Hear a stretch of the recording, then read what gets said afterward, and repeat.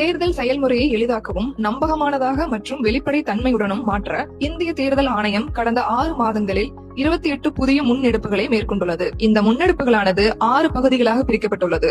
அரசியல் கட்சிகளுடனான இணைந்த செயல்பாடுகள், தேர்தல் முறைகளை தூய்மைப்படுத்துதல், தொழில்நுட்பத்தின் பயன்பாடு, வாக்காளர் பட்டியலின் துல்லியம், வாக்களிப்பதை எளிதாக்குதல் மற்றும் திறன் மேம்பாடு ஆகியனவாகும். இந்த காணொளியில் நாடு முழுவதும் உள்ள வாக்காளர் அடையாள அட்டைகளுக்கு வழங்கப்படும் தனித்துவமான எண்கள் பற்றி பேச போகிறோம். தேர்தல் ஆணையம் வாக்காளர்களுடைய வாக்காளர் அடையாள அட்டை எண் வேறுபட்டிருந்தாலும் அதனை கருத்தில் கொள்ளாது வாக்காளர் தமக்கென ஒதுக்கப்பட்ட வாக்குச்சாவடியில் மட்டுமே வாக்களிக்க முடியும் என்று தெளிவுபடுத்தியுள்ளது. தேர்தல் ஆணையம் இது போன்ற எண்களையுடைய அனைத்து வாக்காளர் அடையாள அட்டைகளுக்கும் தனித்த எண் வழங்கும் நடவடிக்கைகள் எடுக்கப்படும் எனவும், இனிவரும் காலங்களில் வாக்காளர் அடையாள அட்டைகளுக்கு இதே போல தனித்த எண் வழங்கப்படும் எனவும் ஆணையம் முடிவு செய்துள்ளது.